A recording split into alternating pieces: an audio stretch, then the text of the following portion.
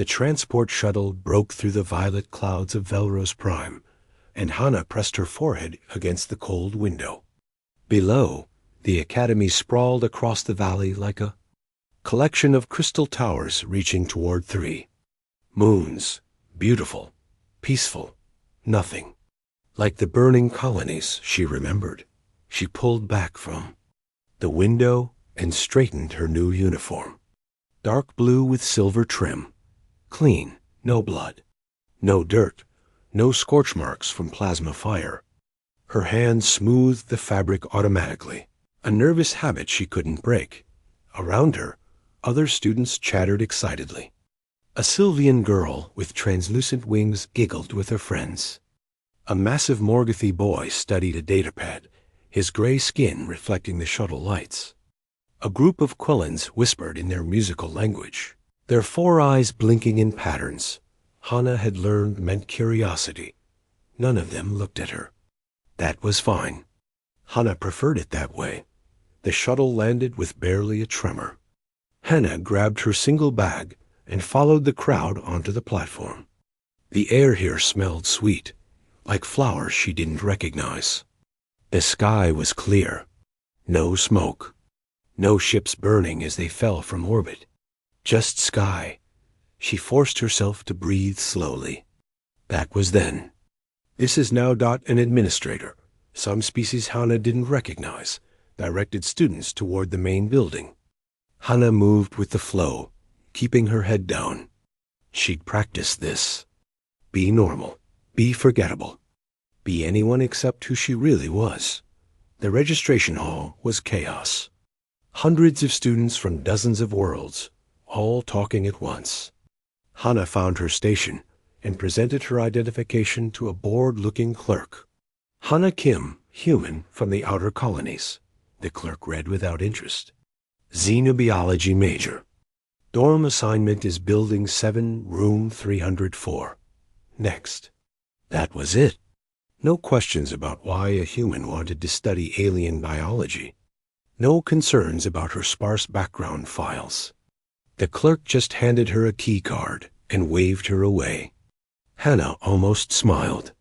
Maybe this would work. Building 7 was across campus, past gardens filled with plants from 100 worlds. Students lounged on the grass, studied under trees, laughed without fear. Hana walked quickly, her bag cutting into her shoulder. The weight felt wrong. Too light. During the war, her pack had weighed 40 kilos, filled with ammunition, rations, medical supplies. This bag held clothes and datapads. Nothing else. Room 304 was on the 3rd floor. Hana stood outside the door for a full minute, listening. Female voices inside, speaking in different languages. 3 roommates, according to her assignment. She'd never shared a room with aliens before. Not like this. Not when they weren't prisoners or casualties. She opened the door. 3 girls looked up. The Sylvian from the shuttle sat on the left bed, her wings folded neatly behind her. The Morgathy girl was unpacking, her massive frame making the room feel smaller. A Quellan sat cross-legged on the floor, all 4 eyes focusing on Hana at once. "Oh," the Sylvian said. "You must be our 4th roommate." "I'm Kayla." "Vex," the Morgathy rumbled, her voice surprisingly gentle. "Prilla," the Quellan added, tilting her head in what might have been a greeting. "Hana," she replied, stepping inside. "Human." The word hung in the air. Hana watched their reactions carefully. Kala's wings twitched. Vex's expression became carefully neutral. Prilla's eyes blinked in a complicated pattern. "We know," Kayla said finally, forcing a smile. "Your bed is by the window. I hope that's okay." "It's fine." "Thank you." Hana moved to her bed and began unpacking. Behind her, the others resumed their conversation, but quieter now. More careful. She recognized the tone. It was the same way soldiers talked when officers were nearby. Polite, distant, waiting for you to leave. She finished unpacking in 10 minutes. Everything fit in a single drawer. When she turned, Prilla was watching her with an odd expression. "You travel light," the Quellan observed. "I don't need much." Prilla opened her mouth as if to say more, but Kayla interrupted. "We're going to the orientation dinner." "Are you coming?" Hannah shook her head. "I'm tired from the flight. Maybe next time." Relief flashed across Kella's face. "Sure, we'll be back late. Help yourself to anything in the common area." They left in a flutter of wings and footsteps. Hannah sat on her bed and closed her eyes. Alone. Finally, the tightness in her chest eased slightly. She pulled out her datapad and reviewed her class schedule. Xenobiology, Galactic History, Ethics and Cultural Studies, Basic Mathematics, all normal classes, all safe. Nothing that would require her to think about tactics, weapons, or the best way to breach a fortified position. A knock on the door startled her. Hannah's hand moved automatically to her hip, where a sidearm should have been. There was nothing there, just fabric. She forced her hand down and opened the door. A human boy stood outside, grinning widely. He looked about 16, with messy black hair and an eager expression. "Hi, I'm Doyan. I heard another human enrolled, and I had to come meet you. I was the only human here until now." Hannah stared at him. He looked so young, so undamaged. "Hello, can I come in? I brought snacks from Earth. Real Earth snacks, not the synthesized stuff they serve here." She stepped aside, and Doyan bounced into the room, pulling packages from his bag. "I've been here for 2 years. It's amazing once you get used to it. The Sylvians are really nice, and the Morgothi throw great parties. The Vrel students keep to themselves, but that's understandable after, the war." Hannah's spine went rigid. "The war? Yeah." Doyan's enthusiasm dimmed slightly. I wasn't there or anything. I was born on New Sol after everything ended. But some of the professors fought. It makes things awkward sometimes, but most people are cool about it." "Cool about it?" Hannah repeated flatly. Moving past it. Building bridges. That's what this academy is about, right? Showing that all species can work together." He offered her a package. "Want some dried squid? It's from Earth's ocean farms." Hannah took the package automatically. Doyan kept talking, words spilling out in an excited rush. He told her about the best places to eat, which professors to avoid, how the gravity in the gym was adjustable for different species. He talked like someone who'd never seen war, never understood what humans had done and had done to them. She envied him. "Listen," Doyan said eventually, checking the time. "There's a human student group that meets weekly. Just a few of us, eating Earth food and remembering home. You should come. It helps with the homesickness. I'll think about it." "Great." He stood, leaving half his snacks on her desk. "I'll message you the details. It's really good to have another human here, Hannah. Sometimes I feel like I have to represent all of humanity by myself, and that's a lot of pressure, After he left, Hannah sat in the quiet room, holding the package of dried squid. Through the window, she could see students crossing the campus in the evening light, laughing, living, not afraid. She opened her locker and pulled out a small metal case from the bottom of her bag. Inside was an identification card she'd sworn never to look at again. Military issue. Her photo from 3 years ago, face harder, eyes emptier. Lieutenant Hannah Kim, 3rd Siege Regiment, Earth Defense Corps. She looked 16 in the photo. She'd seen more combat by then than most species did in their entire military careers. Hannah closed the case and buried it under her clothes. Tomorrow, she would go to class. She would be a normal student. She would learn about alien biology and galactic history. She would be anyone except the soldier who knew exactly how many shots it took to breach Vrel armor. She could do this. She had survived worse. Outside. The 3 moons rose over Velros Prime, and Hana lay awake, listening to the sounds of peace. 3 weeks passed, and Hana learned to pretend. She pretended not to notice when conversations stopped as she entered a room. She pretended the whispers didn't bother her. She pretended that sitting in galactic history while a professor called the human defense of Terran 9 unnecessarily brutal didn't make her want to overturn her desk. She'd been on Terran 9. She remembered the smell of burning homes, remembered her mother pushing her into a shelter seconds before the orbital strike, remembered the silence after, when she crawled out and found nothing but ash. But she sat quietly and took notes. Her roommates were trying. Kayla no longer flinched when Hana moved too quickly. Vex had stopped sleeping with one eye open.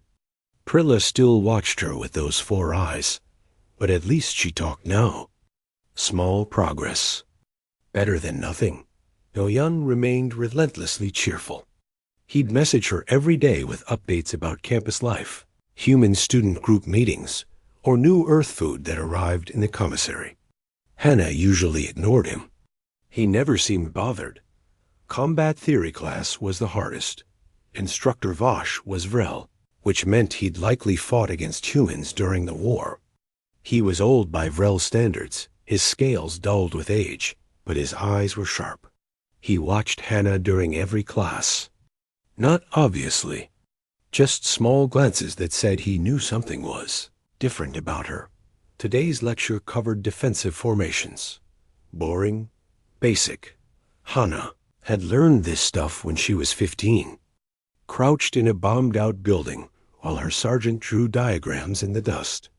The key to defense, Instructor Vosh said, walking between the desks, is understanding your enemy's attack patterns. During the war, human forces were notoriously difficult to predict. They adapted faster than tactical models suggested possible. A Morgothi student raised his hand. Why were humans so good at adapting? Instructor Vosh's expression darkened. Because they had no choice. Human worlds were attacked first. They learned or died. Natural selection at its most brutal. Hana's stylus snapped in her hand. Kayla, sitting beside her, chunked. "Are you okay?" "Fine," Hana muttered, staring at the broken stylus. "Just squeezed too hard." Instructor Vosh's eyes locked onto her. "Miss Kim, do you have something to add?" "No, sir. No insights into human adaptation strategies?" The room went silent. Every student turned to look at her. Hana kept her face blank. "I'm from the outer colonies, sir. We didn't see much combat." It was technically true. Terran 9 was an outer colony. Until it wasn't anymore. Instructor Vosh held her gaze for a long moment, then continued lecturing. Hana stared at her broken stylus and controlled her breathing. In, out, like the medic taught her after her first battle. Stay calm, stay focused. Don't think about the bodies. After class, Prilla caught up with her in the hallway. That was uncomfortable. "It's fine, Hana." Prilla's voice was gentle. "I'm telepathic. Not strongly, but enough. Sometimes I catch feelings from people nearby. You are broadcasting fear and anger so loudly it hurt." Hana stopped walking. "Stay out of my head. I'm not trying to read you. But emotions this strong leak out, especially when you're surrounded by memories." Prilla's 4 eyes blinked in concern. "What happened to you?" "Nothing. I'm fine." "You're not fine." Nobody who's fine breaks a stylus with their bare hands during a lecture about war tactics. Hana turned and walked away. Behind her, Prilla called out, but she didn't stop. She needed air, space. Somewhere the walls were closing in. She found an empty observation deck on the building's top floor. Through the massive windows, she could see the entire campus. Students everywhere, living their safe, peaceful lives. Nobody here understood. Nobody here had watched their world burn, except maybe Instructor Vo Stadt. The door opened behind her. Do-Yun entered, slightly out of breath. Prilla told me you were upset. She's worried about you. I'm not her problem. No, but you're my friend. Or I'd like to be your friend. Do-Yun leaned against the window beside her. I researched Terran 9, after you mentioned being from there. Hana's blood went cold. Did you? The colony was destroyed 8 years ago. Vrel orbital bombardment. They said there were no survivors. Do-Yun's voice was quiet. But you survived. Drop it. How old were you? I said drop it. 15? 16? Do-Yun wasn't backing down. You were just a kid. How did you? Hana moved without thinking. One moment Do-Yun was talking. The next she had him against the wall, her forearm across his throat. Not hard enough to hurt. Just enough to stop him. His eyes went wide with shock. Hana realized what she'd done and stepped back immediately, hands shaking. I'm sorry. I'm sorry. I didn't mean. It's okay. Do-Yun rubbed his throat, but he wasn't angry. He looked sad. You were there, weren't you? You survived the bombardment. Hana slid down the wall until she was sitting on the floor. Yes, Do-Yun sat beside her, keeping a careful distance. Do you want to talk about it? No, okay. They sat in silence for several minutes. Outside, the 3 moons began to rise. Hana watched them and tried to remember what it felt like to be normal. I joined the military after, she said suddenly. After Terran 9, they were recruiting survivors. Said we knew what was at stake. She laughed bitterly. I was 15. Too young legally, but they bent the rules. Lots of rules got bent during the war. You fought. For 2 years. Until the ceasefire. Hana pulled her knees to her chest. Then Earth tried to make us normal again. Sent us to therapists who'd never held a weapon. Asked us about our feelings. Put us in programs to help us reintegrate. Did it help? No, they didn't understand. How could they? They saw war on screens. We lived it. Hana looked at Do-Yun. You're like them. Born after. Safe. You talk about building bridges, but you don't know what the war actually cost. Do-Yun nodded slowly. You're right. I don't know. I'll never know. But I know it cost you something you can't get back. Hana didn't respond. What could she say? That she'd killed people? That she was good at it? That sometimes, late at night, she missed the clarity of combat? The simple equations of survival? The door opened again. Kayla, Vex, and Prilla entered together, looking worried. We heard what happened with Instructor Vosh, Kayla said. Are you all right? I'm fine. Vex rumbled. You don't look fine. You look like you want to fight something. I don't want to fight. But you know how, Prilla said softly. Don't you? Hana stood up. I should go. Wait. Kayla blocked the door, her wings spreading slightly. We're not scared of you. Maybe we should be, but we're not. You're our roommate. Our friend. If something's wrong, we want to help. You can't help. Try us, Vex said. Hana looked at them. 3 aliens who had no reason to care about a human with a broken past. But they were here. They'd come looking for her. I have nightmares, she admitted. Every night. Sometimes I wake up thinking I'm still back there. Still fighting. And classes like combat theory make it worse because everyone talks about the war like it was some abstract historical event. Not, she stopped. Prilla had moved closer, her telepathic presence gentle against Hana's mind. You can't say it, Prilla murmured. The words won't come out. Hannah shook her head. That's okay. You don't have to explain. Prilla reached out slowly, giving Hannah time to pull away. When she didn't, the Quellan placed a hand on her shoulder. But you can't keep pretending you're fine. It's eating you alive. Kayla and Vex moved closer too. Doyan stood, joining them. 5 students from different worlds, standing in an observation deck, while 3 moons rose outside. We're not therapists, Kayla said. And we don't understand what you went through. But we're here. That has to count for something. It did count. More than they knew. Hannah's datapad buzzed. A campus-wide alert. Mandatory emergency drill tomorrow. 900 hours. All students must attend. Simulation of historical. Combat scenario for educational purposes. Her hands clenched. Doyan saw her reaction. What kind of scenario? Hannah read further. Her blood turned to ice. The siege of Kareth 7. We'll be experiencing it from the Vrel perspective. Isn't that the battle where humans refused to surrender for 93 days? Dex asked. Yes. Hannah's voice was hollow. It is. Instructor Vosh designed this. She knew he did. He suspected something about her, and this was his test. Experience the siege from the other side. See how she reacted. See if she really was just a civilian student from the colonies. Prilla's hand tightened on her shoulder. You don't have to go. You could claim illness. If I skip it, they'll know something's wrong. Then we go with you, Kayla said firmly.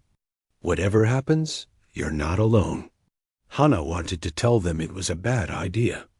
Wanted to warn them that watching her experience Kareth 7 might show them things they couldn't unsee. But the words wouldn't come. Thank you, she whispered instead.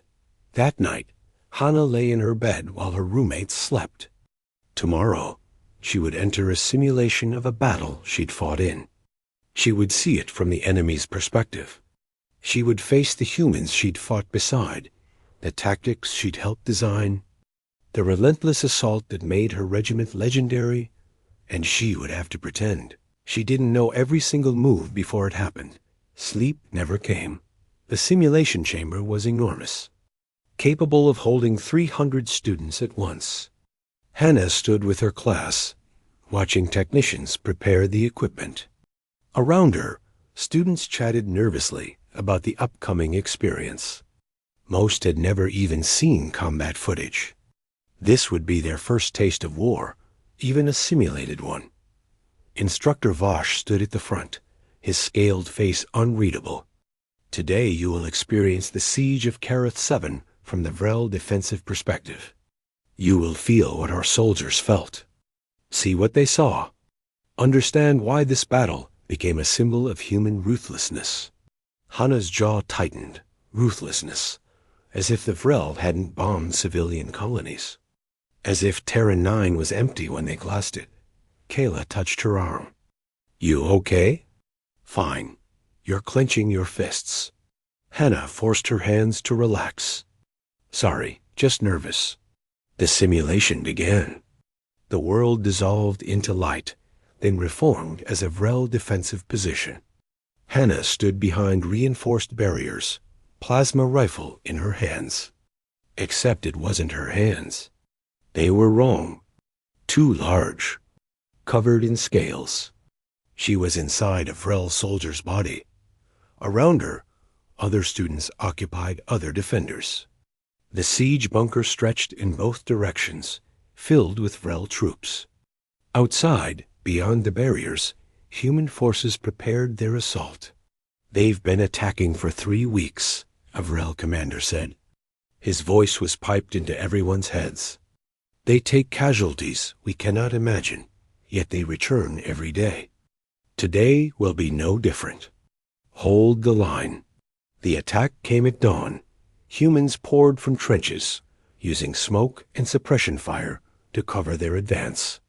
Students playing Vrel defenders fired back, but the simulation made them clumsy. They weren't soldiers. They panicked. Hannah didn't panic. Her muscle memory took over. She tracked targets, calculated firing angles, predicted enemy movements. But she was supposed to be defending, and every instinct screamed at her to do what she'd actually done at Carrot 7. Attack. Adapt. Press forward. They're flanking. Someone screamed. Hannah saw it instantly. The main assault was a diversion. The real attack would come from the eastern approach, using the blind spot created by damaged sensor arrays. She'd helped plan that tactic.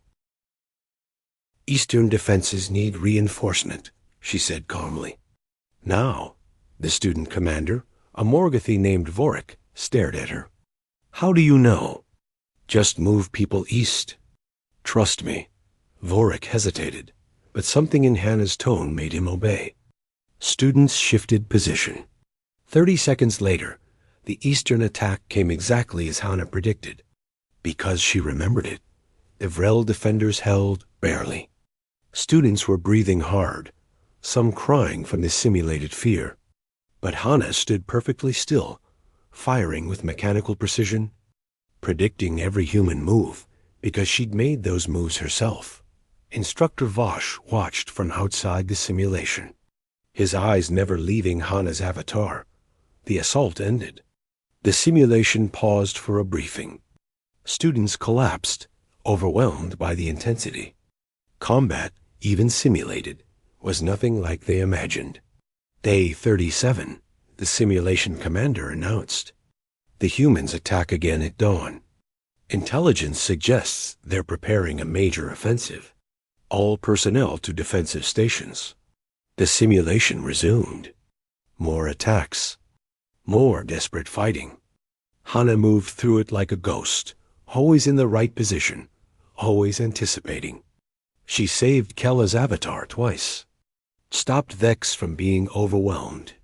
Guided Prilla to better cover Dot, and with each correct prediction, Instructor Vosh's suspicion grew. On day 93 of the simulation, the final human assault began. The real siege of Carrot 7 ended on day 93. Hannah knew because she'd been there when the Vrel defenses finally broke. The simulation threw everything at them. Wave after wave of human attackers, using tactics that shouldn't have worked, but did. Students screamed orders, fired wildly, fell back in disarray. Hannah analyzed the assault pattern. The humans were using a cascade breach tactic. Secondary explosions to create gaps, then fast insertion teams. She'd trained with those teams. Knew their timing. Pull everyone back from Section 4, she said. Right now. That's a primary defense point. Vorik protested. It's about to be a crater. Move. Something in her voice made them obey without thinking. Students retreated from Section 4.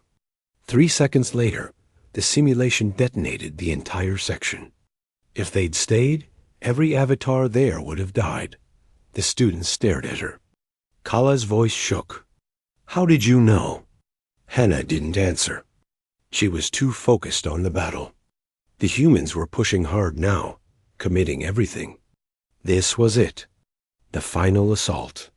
She remembered standing on the other side, exhausted beyond belief, knowing if they didn't break through today, they never would.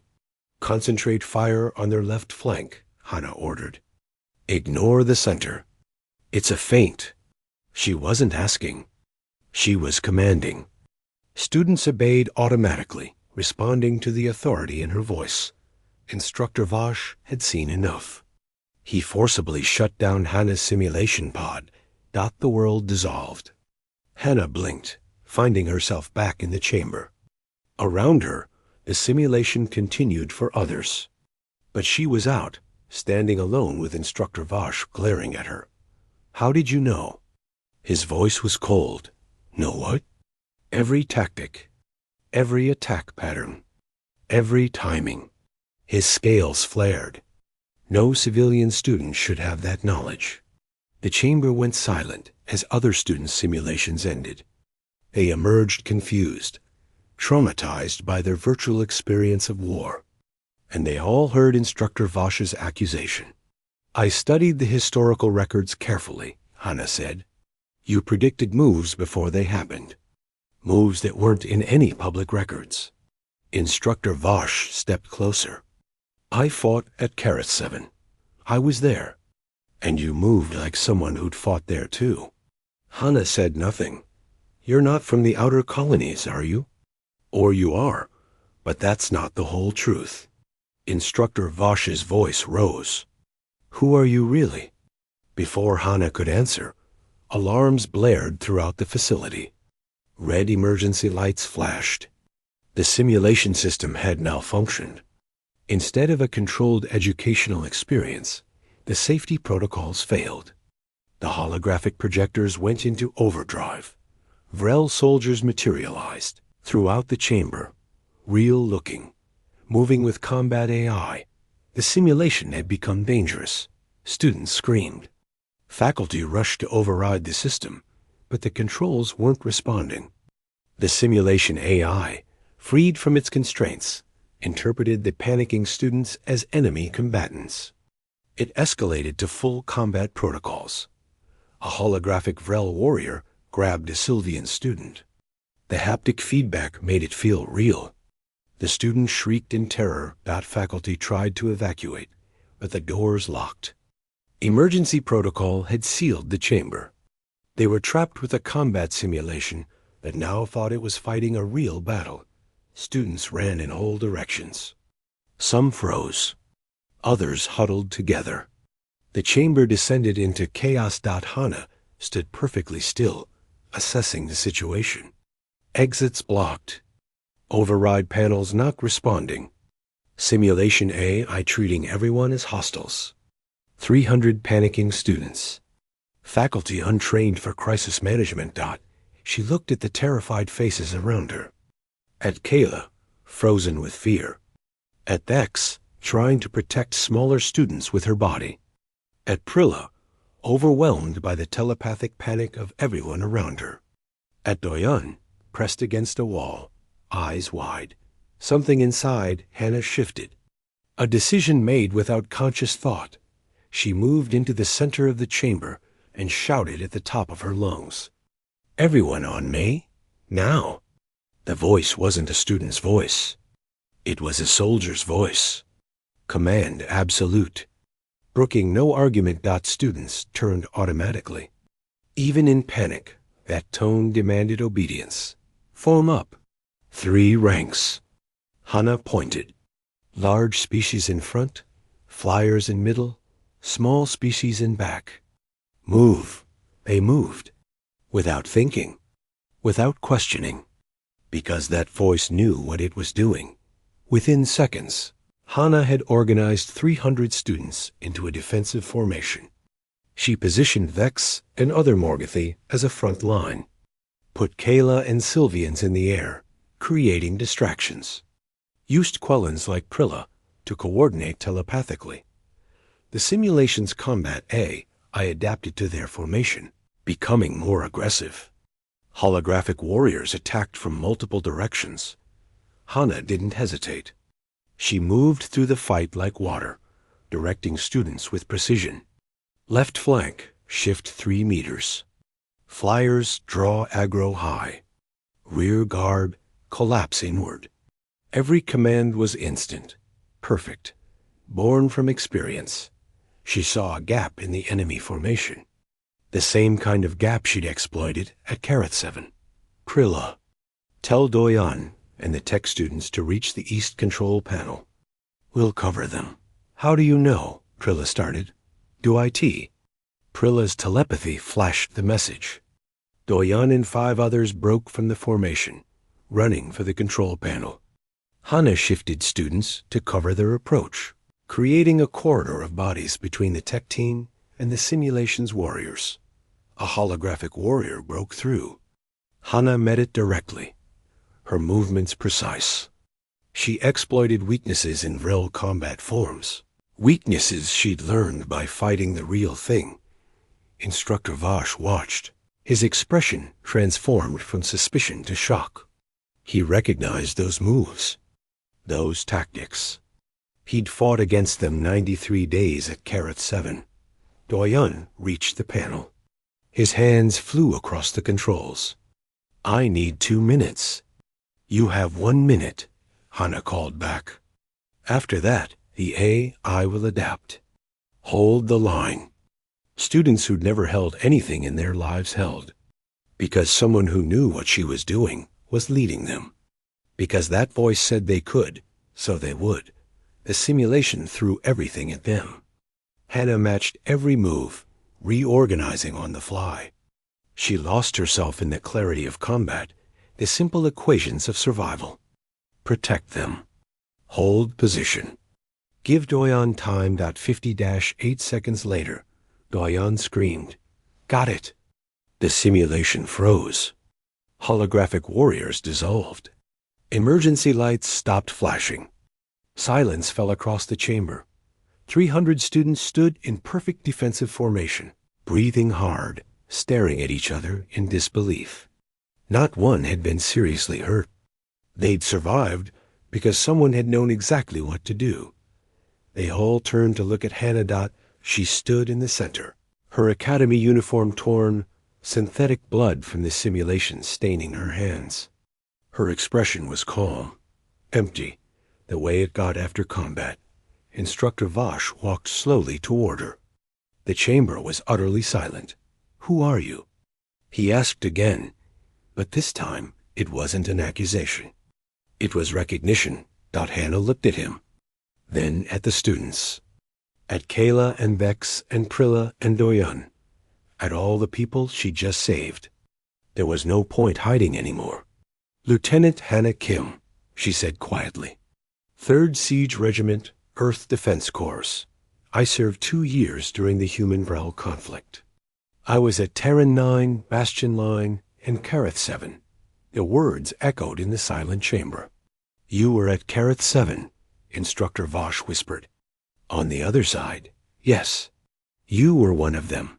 One of the humans who wouldn't stop, who kept attacking for 93 days. "Yes." Instructor Vosh's expression was unreadable. Pain, respect, horror, understanding, all at once. Around them, students whispered. The human warrior. The soldier hiding among civilians. The killer pretending to be a student. Hana stood alone in the center of the chamber, no longer hiding, and waited for judgment. Dean Marloth's office was designed to be comforting. Soft lighting, peaceful colors, windows showing the academy's gardens. But Hana felt like she was in an interrogation room. She sat in a chair facing 4 people. Dean Marloth, a Quellan with kind eyes that saw too much. Instructor Vosh, still processing what he'd witnessed. The head of security, a Morgothi whose name Hana hadn't caught. And a representative from the Galactic. Instructor Vosh spoke, his voice rough. "I was at Kareth 7, Eastern Battery, commanding the defensive guns. For 93 days, I watched humans climb over their own dead. Watched them adapt faster than any species should. Watched them refuse to surrender, even when surrender was logical." He stood, walking to the window. "I hated them. Hated their persistence. Their willingness to sacrifice anything to win. I had nightmares for years after. Still do sometimes." He turned to face Hana. "But today, I watched you use those same skills to protect my students. You could have hidden. Could have let someone else handle it. But you didn't. You revealed yourself to save people who aren't your species, aren't your responsibility. They needed help. Why?" Instructor Vosh demanded. "Why do humans fight so hard for others? At Kareth 7, you were attacking a defensive position that meant nothing strategically. The war could have continued without it. But you kept attacking for 3 months. Why?" Hana thought about that question. She'd asked herself the same thing during the siege. Why keep fighting when the casualties mounted? Why not retreat and try elsewhere? "Because if we don't," she said finally, "who will? Humans learned during the war that if you want to survive, You can't give up. Ever. Not when your worlds are burning. Not when your friends are dying. Not when every logical calculation says you should surrender. We fight because stopping means dying. And we fight for others because if we won't protect them, maybe nobody will. The council representative made a sound that might have been understanding. That philosophy is why the galaxy fears humans. You don't know when to stop. We stop when the threat is gone. Today, the threat was a malfunctioning simulation. At Kareth 7, the threat was the Vrel position that controlled supply routes to 3 colonies. We stopped when we won. You stopped when we surrendered, Constructor Vosh corrected. After 93 days, I gave the order to abandon the position because staying meant all my soldiers would die. You didn't stop us from leaving. You could have, but you let us retreat. Hana nodded. Because the position was the objective, not killing every Vrel defender. Dean Marleth had been silent, watching the exchange. Now she spoke. The Galactic Council doesn't know what to do with human veterans. Thousands of them, trying to reintegrate into peaceful society. Success rates are poor. Violence incidents are rare but publicized. Suicide rates are alarming. She pulled up data on the screen. Statistics, charts, numbers that represented lives broken by war. The galaxy needs to learn how to help warriors become civilians again. We've been avoiding the problem, hoping time will heal. But it's not working. Veterans like you, Hannah, are trying to find their way alone. Some succeed. Many don't. The dean looked at the others. I propose we use Hannah's case as a model. Let her stay, but openly. Create support structures. Counseling that actually understands combat trauma. Integration programs that acknowledge what veterans are, instead of pretending they're like everyone else. You want to make this academy a rehabilitation center? The council representative asked. I want to make it a place where former warriors can learn to build instead of destroy. Where species who fought each other can find common ground. Isn't that what we're supposed to represent? Instructor Vosh nodded slowly. If she stays, I want to be part of the program. I know what combat does to soldiers. I can help. The security head rumbled agreement. The students she saved today are already asking about her. Many want to thank her. Expelling her now would send the wrong message. Only the council representative hesitated. This sets a precedent. Other veterans will apply. Good, Dean Marleth said firmly. Let them apply. Let them come here and learn to be more than soldiers. Let us show the galaxy that peace isn't just the absence of war. It's the active choice to build something better. She turned to Hana. You falsified your application. You violated Academy policy. By all rights, I should expel you immediately. Hannah braced herself. But I won't. You can stay, with conditions.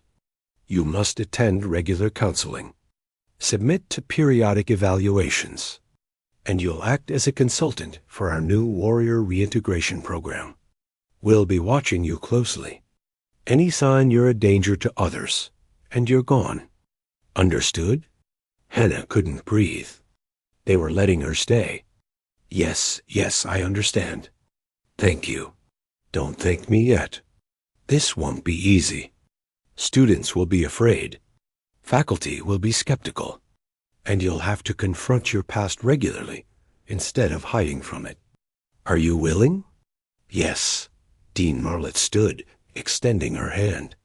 Then welcome to Celestial Heights Academy, Hana Kim, not as the person you pretended to be, as the person you actually are. Hannah shook her hand, and for the first time in years, she felt something like hope. When Hannah returned to her dormitory, she found her roommates waiting. Along with Doyan and 30 other students crowded into the common area. They'd rearranged the furniture, created space for Hannah's belongings that had been packed during the hearing, set up her desk, made her bed. As if declaring without words that she belonged here, Prilla spoke first. "We heard you're staying." "Yes." "Good." Kala's wings fluttered. "We were prepared to protest if they expelled you." Vex was ready to sit outside the dean's office until they changed their minds. The Morgothi rumbled confirmation. "You saved us." "That means something." Hannah looked at all of them.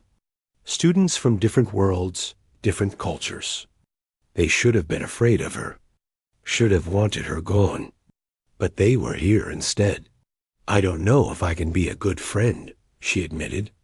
"I have nightmares. I struggle with loud noises. Sometimes I forget where I am and think I'm back in the war.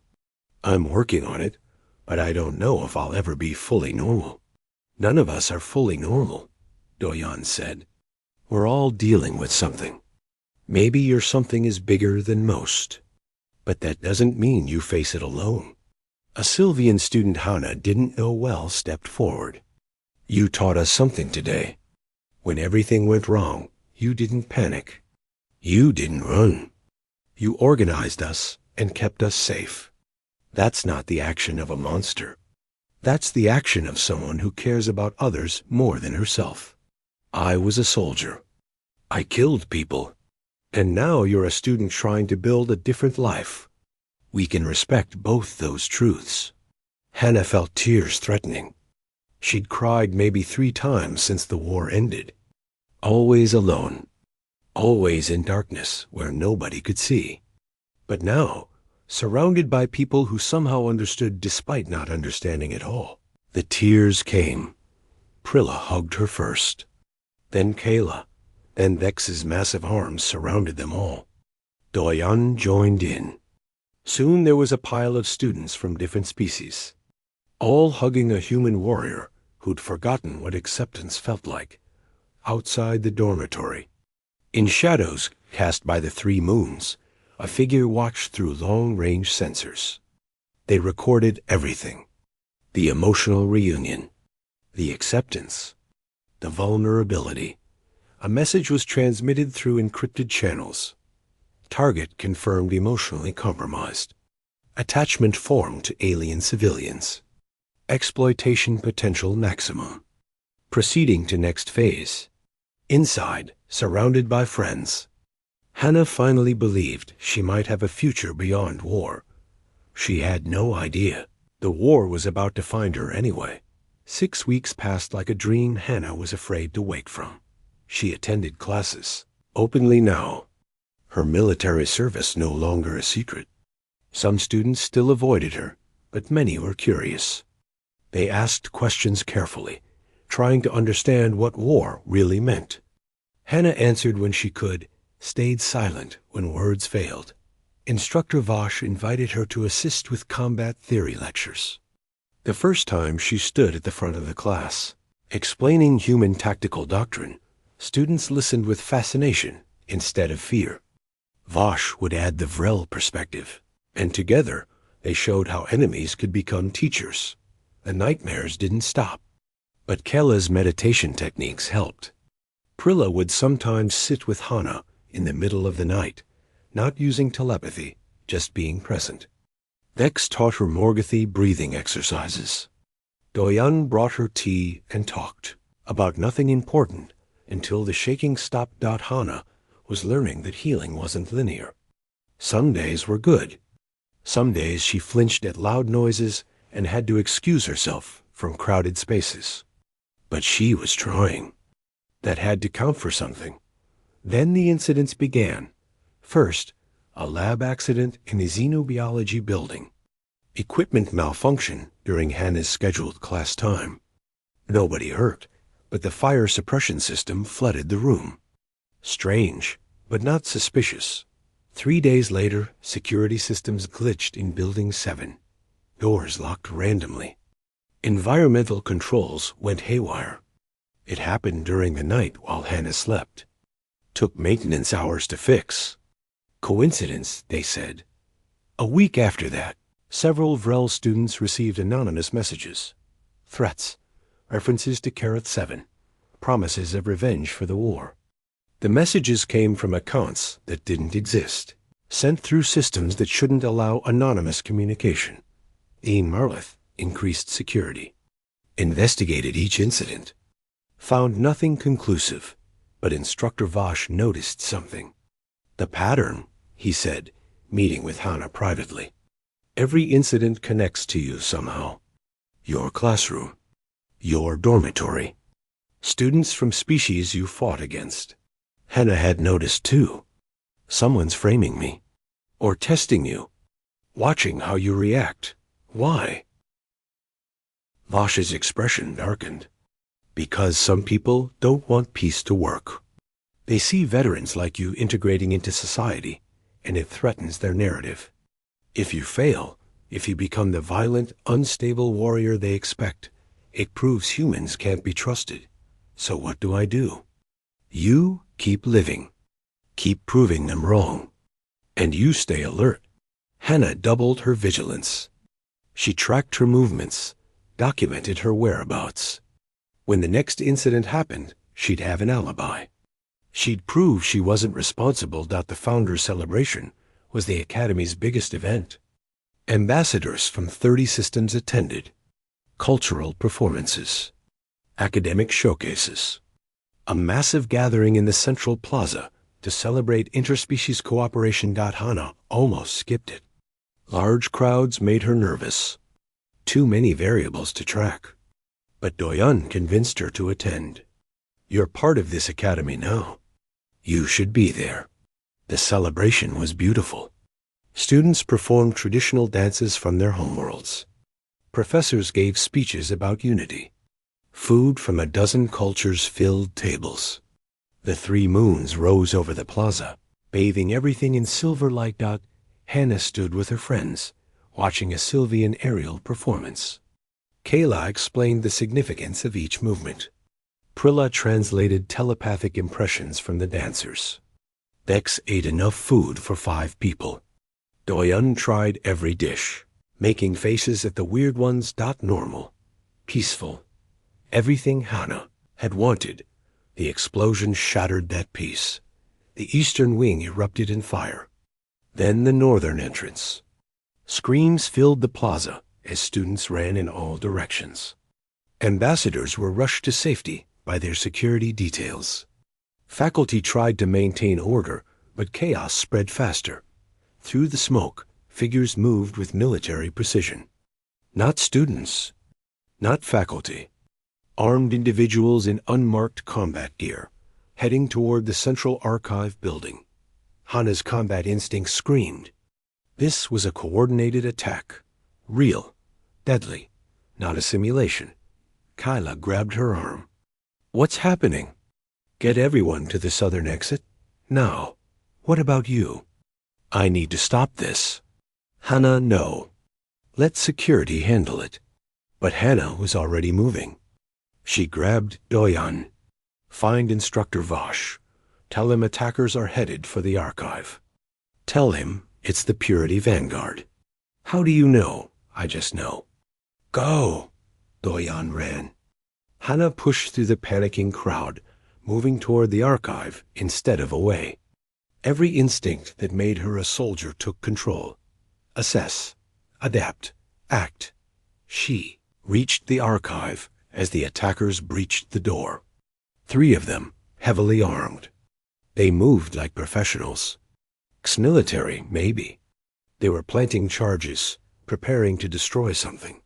Hannah didn't have weapons, didn't have armor, had nothing but herself and training that never went away. She attacked the nearest one from behind, using their body weight against them. They went down hard, their weapons skittering away. Hannah grabbed it but didn't fire. Too loud. Would alert the others? The second attacker turned. Hannah saw their eyes widen as they recognized her. Not just any human. The human. The one they'd been watching. Target acquired? They said into a communicator. The third attacker emerged from the archive, and Hannah recognized them. Instructor Relis. A faculty member who taught galactic law. Someone she'd sat across from in meetings. Hello, Lieutenant Kim, Relis said. His voice was cold. We knew you'd come. Warriors can't help themselves. What are you doing? Proving a point. That humans like you can't change. You're weapons. You'll always be weapons. And when this archive is destroyed and you're found holding that gun, everyone will know the truth. Hannah looked at the weapon in her hands, realized the trap. She was armed, standing over an unconscious attacker. Security would arrive soon and find her exactly where the evidence pointed. She dropped the gun immediately. Relis smiled. Smart, but too late. The charges are set.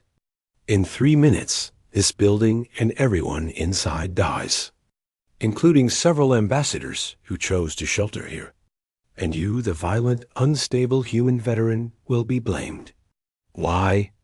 Because I lost family at Kareth 7. Because my people died to humans who wouldn't stop attacking. Because the galaxy is pretending the war never happened, letting warriors like you walk free. His voice broke. You killed my brother. He commanded the Western artillery. You killed him, and now you're here, living peacefully, like you have that right. Hannah understood. Pain, loss, the inability to move forward. She'd seen it in herself. I'm sorry about your brother. Your apology means nothing. You're right. It doesn't bring him back. Nothing will. Hannah stepped forward slowly. But destroying this archive won't either. Killing ambassadors won't help. And framing me just makes you the kind of person your brother died fighting against. Don't you dare speak about him. He was a soldier. He understood war. He knew the risks. Hannah kept her voice gentle. But you're not a soldier. You're someone consumed by grief. I know because I've been there. I've wanted revenge. Wanted to hurt the people who hurt me. But that just creates more pain. Relis's hand shook on his detonator. You think words will stop me? No, but I'm hoping your brother's memory will. Would he want you to become a terrorist? To murder civilians? To throw away everything by committing the same kind of atrocity that started the war? Shut up. You have a choice. You can push that button and become exactly what you hate about humans. Or you can surrender and honor your brother by choosing peace. The door burst open. Instructor Vosh and security forces flooded in, weapons raised. They saw Hannah standing unarmed near Relis. Saw the explosives. Saw the unconscious attackers. Stand down. Vosh ordered Relis. Relis's finger hovered over the detonator. One press. That's all it would take. Hannah could move. Could disarm him. Her training said she could do it. But moving might trigger him to detonate early. So she did something harder than attacking. She trusted. You're not a killer, she said to Relis. You're someone in pain. Let us help you. Relis looked at her. At this human warrior who'd killed his brother, who'd survived when so many hadn't, who stood unarmed and vulnerable and still tried to save him. His hand dropped. The detonator fell to the floor. Security rushed forward, restraining Relis and the other attackers. Vosh's team disabled the explosives. The archive was safe. The ambassadors were safe. Hannah stood perfectly still, breathing hard. She'd stopped the attack. Without violence. Without becoming the monster they expected. Vosh approached her. Are you all right? I think so. You could have killed them. You had the weapon. Instead, you talked them down. Killing them would have proved their point. That I'm just a weapon. I wanted to prove something else. What? That I can choose. Every day, I can choose what I am. The celebration ended early.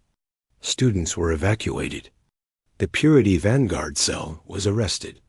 Investigation revealed they'd been planning this for weeks, using Relis's position to gather intelligence and plant evidence. Their plan was simple. Make Hannah look dangerous. Isolate her.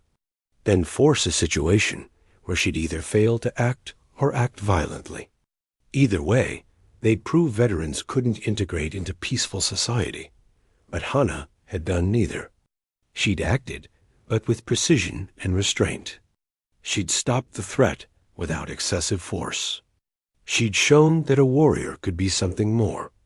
3 days later, the Galactic Council formally approved Dean Marlith's Warrior Reintegration Program. Hannah's case became the model. Not perfect, not easy, but proof that it was possible. More human veterans applied to the academy. Other schools requested program details. It was a small beginning, but it was something. Hannah stood in the xenobiology lab late one evening, working on her thesis about interspecies trauma recovery.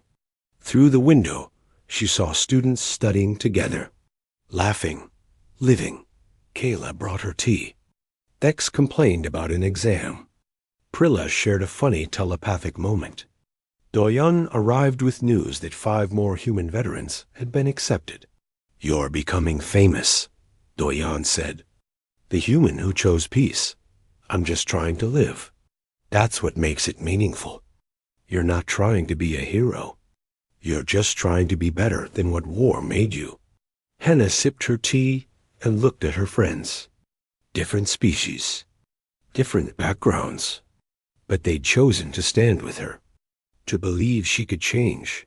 That night, for the first time since the war ended, Hannah dreamed about something other than fire and death. She dreamed about a classroom full of students, all learning from each other. She dreamed about Instructor Vosh teaching tactics that prevented wars instead of winning them. She dreamed about herself, older, teaching xenobiology to students who'd never seen combat. She dreamed about tomorrow. When she woke, Kayla was meditating beside her bed. Prilla had fallen asleep in a chair, keeping watch. Dex snored from across the room.